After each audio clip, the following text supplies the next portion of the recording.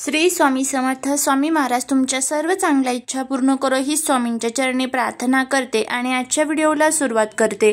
पण त्या अगोदर चॅनलवरती नवीन असाल तर सबस्क्राईब करा आणि शेजारील बेल आयकॉनलाही प्रेस करा, म्हणजे माझ्या सर्व नवीन व्हिडिओचं नोटिफिकेशन तुम्हाला मिळेल आणि तुम्ही एक पण व्हिडिओ मिस करणार नाही. वास्तुशास्त्र हा आपल्या जीवनातील एक अनन्यसाधारण भाग आहे. आपल्या घरामध्ये ज्या त्या वस्तू ज्या त्या जागेवर असेल तर आपल्या घरामध्ये कधीच वास्तुदोष तयार होत नाही.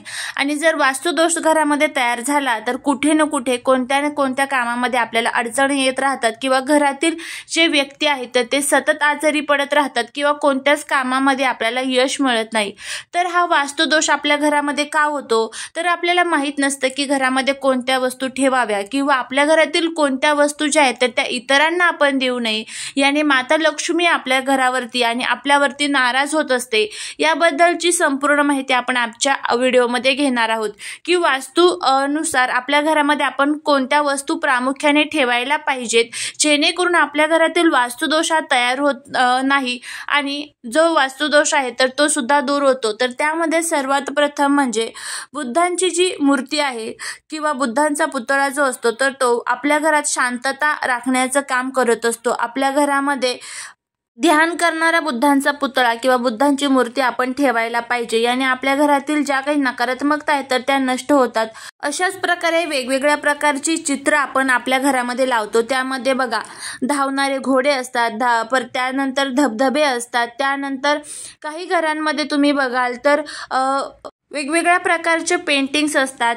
तर अशा ह्या ज्या पेंटिंग आहेत तर त्या आपण आपल्या घरामध्ये लावत असतो. निसर्ग चित्र असतात किंवा मग वेगवेगळ्या प्रकारच्या आपल्या घरामध्ये लाकडी वस्तू असतात. ह्या वस्तू आपण का ठेवतो तर आपण फक्त का आपल्याला त्यामागचं कारण माहीत नसतं की आपण ह्या वस्तू ठेवल्यामुळे आपल्या घरामध्ये काय होतं, सकारात्मकता वाढते नकारात्मकता वाढते याबद्दलची आपल्याला माहिती नसते.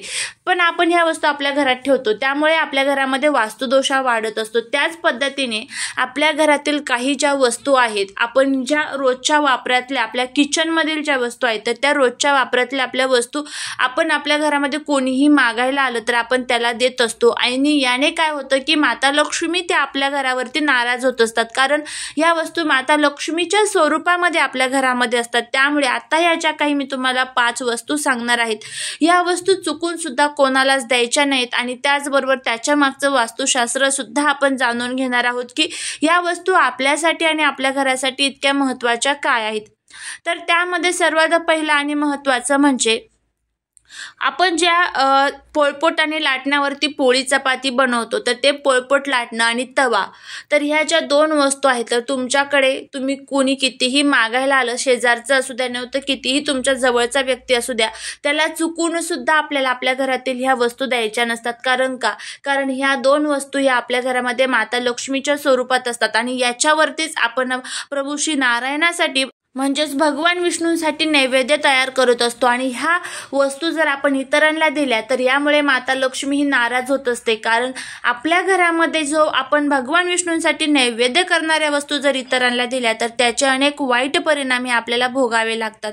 ह्या 2 वस्तू. त्याच्यानंतर तिसरी जी वस्तू आहे तर ती म्हणजे संध्याकाळच्या वेळेस जर आपल्याकडे कोणी पांढऱ्या पदार्थामध्ये दूध असतं, दही असतं, त्यानंतर वेगवेगळ्या प्रकारचे पदार्थ असतात पांढऱ्या पदार्थामध्ये साखर असते, तर कोणत्याही पांढऱ्या कलरचा जो पदार्थ आहे तर तो संध्याकाळच्या वेळेस कोणालाही देऊ नये. मीठ असतं, तर ह्या ज्या वस्तू आहेत तर त्या संध्याकाळच्या वेळेस चुकून सुद्धा पांढऱ्या कलरच्या वस्तू कोणालाच देऊ नये, कारण त्या माता लक्ष्मीच्या स्वरूपामध्ये आपल्या घरामध्ये असतात. आणि असं असतं की ज्यावेळेस आपण माता लक्ष्मी आपल्या घरामध्ये येण्याचा काळ असतो आणि त्याच काळामध्ये जर आपण ह्या वस्तू आपल्या घरातून काढल्या तर माता लक्ष्मी आपल्या घरातून काढता पाय घेत असते. त्यामुळे त्याचे अनेक वाईट परिणाम आपल्याला भोगायला लागत असतात. त्यानंतर पुढची वस्तू आहे त्या म्हणजे स्त्रियांनी आपले जे दागिने आहेत तर त्या इतर स्त्रिया काय करतात की 1-2 दिवसासाठी वापरण्यासाठी घेऊन जात असतात. पण हे जे आपले दागिने आहेत तर ते इतरांना चुकून सुद्धा देऊ नये, कारण त्यामध्ये आपल्या सौभाग्याचा आशीर्वाद, आपल्या